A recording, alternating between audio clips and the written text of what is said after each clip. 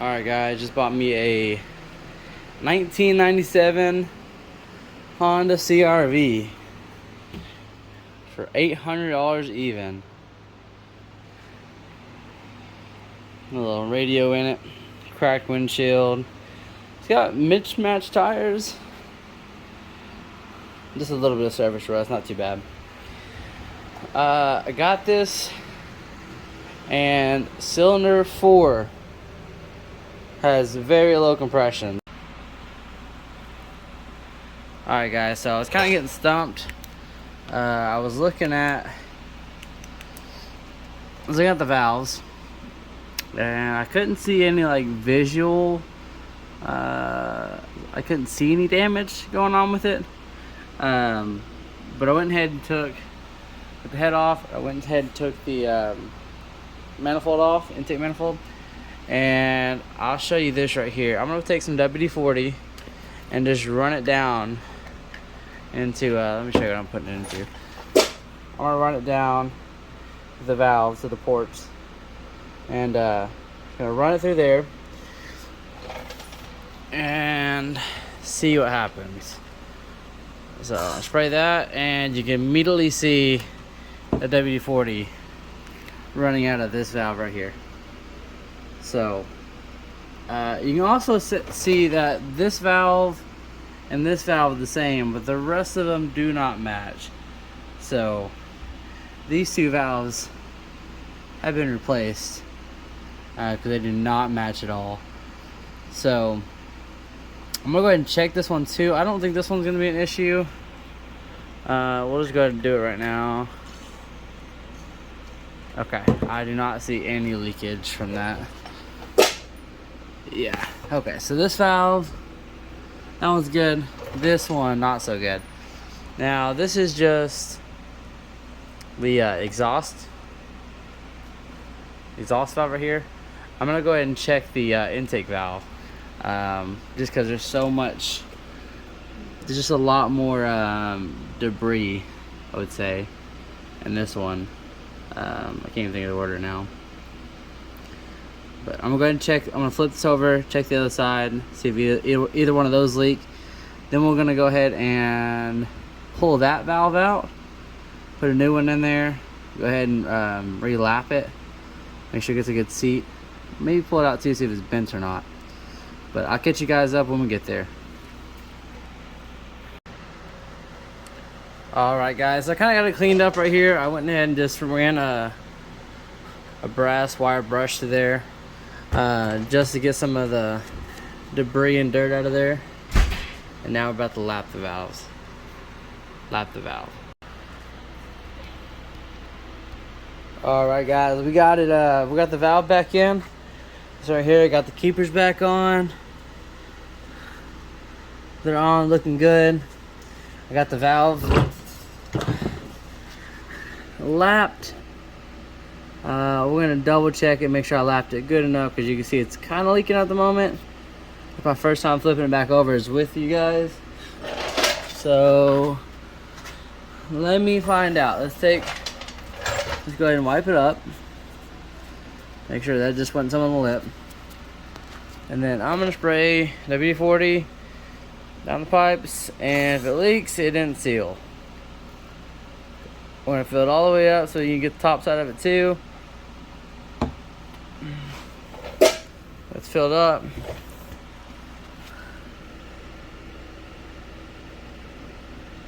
Now we're watching, we're waiting, we're seeing. Go ahead and throw a little more in there, just to be cautious.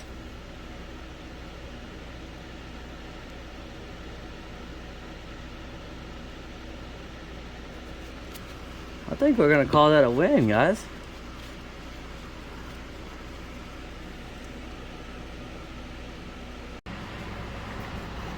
Alright guys, get the head on.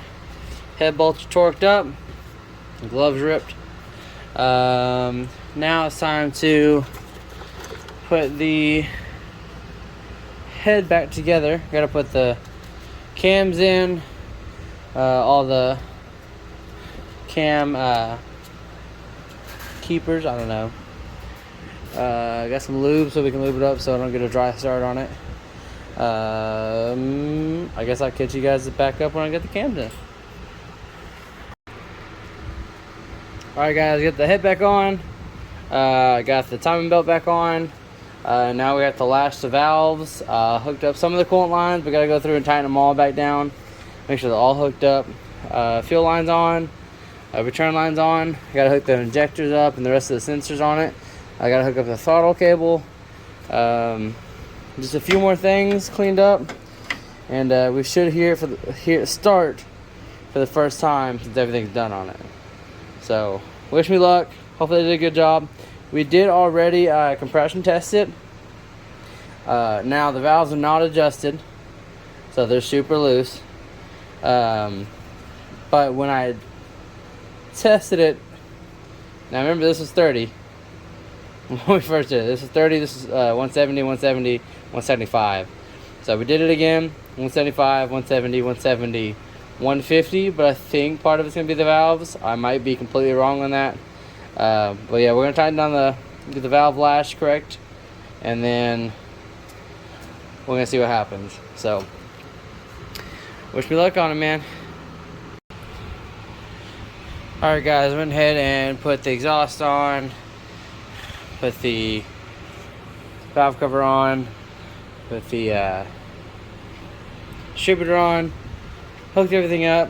We hope so. It's always that part where you put everything back together and then you start realizing, or you don't remember this, that, and the other.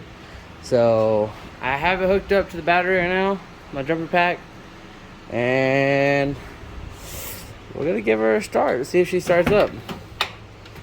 So, oh man. Alright, key on.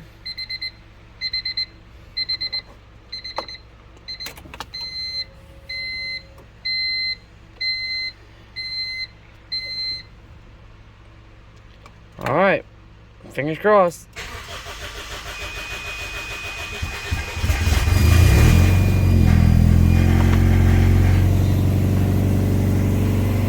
Oh boy, no check engine light. The exhaust is rusted off in the back, so the pump is open.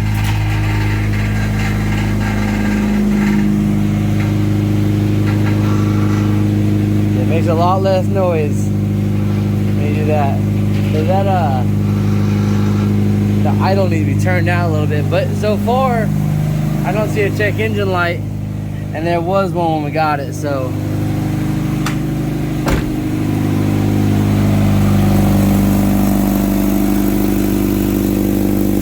Definitely have an exhaust leak. Yeah, you can see it. But I didn't put a new gasket on it, so. I'm gonna go ahead and loosen this up a little bit. I have a wrench around here somewhere. 12.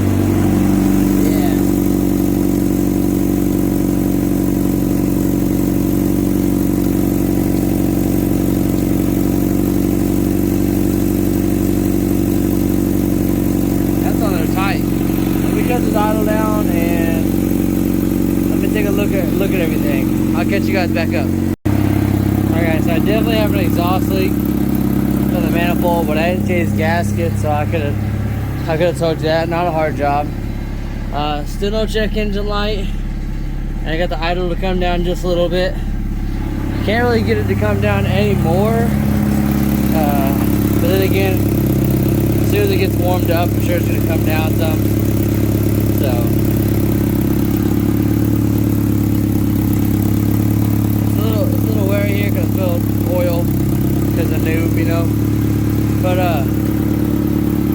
yeah, she's running. She's got. By the way, it's 2 in the morning where I'm at. Power steering's working. Not squealing everywhere. See what happens when we throw the AC on. Bogs down a little bit. Turn the AC. Oh, there you go. Come back down. Turn the windshield wipers off.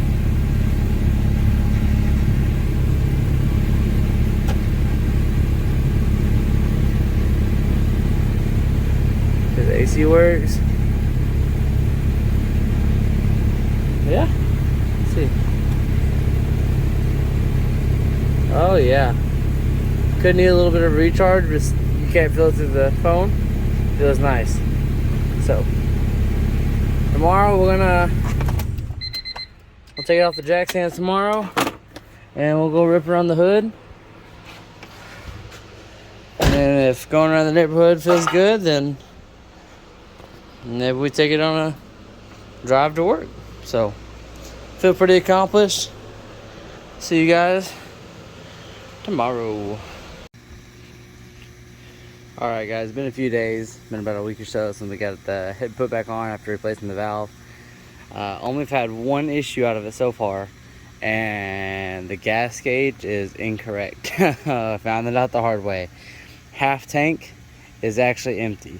So I got stuck in the middle of the road and we had to push backwards through traffic to get to the gas station. Great time, good memories. But now we still have a slow leak from the oil pan. The threads are stripped out, so I just riv nut into it and put a bolt in it. I didn't use a crush washer. I think that I don't have a crush washer on it. The reason why it's just a couple of drips here and there, but we need to go back and put a crush washer on it and possibly weld up the riv nut so nothing around it is leaking. That makes sense at all. But yep, just got a new windshield put in on Tuesday, a couple days ago. So new windshield looking good. Now I have a little bit of slop in the steering wheel, so we're gonna replace the inner and outer tie rods. Also, I know the rear sway bar link on the passenger side is not hooked up, it's not there at all. So I went ahead and got new rear sway bar links, and I went ahead and got front sway bar links just to refresh the whole thing. I'm not sure if it's the sway bar links making it feel clunky or if it's just we need new suspension, but we're looking at getting new springs and shocks. Also, I put these rims and tires on for my Lexus, and they look pretty fire. So I don't know, might have to get some black wheels for this thing. But my whole goal is to bought it, fix it, flip it. So, and not flip it, make some money. Alright guys, I think that's gonna sum it up for my CRV fixing video. Hopefully more along the way with this thing. Gotta go get it titled. It's already insured. I've been driving around. You can go drive it today too. So all-wheel drive 2.0 automatic, sadly. Alright guys, we'll catch you in the next one. Peace.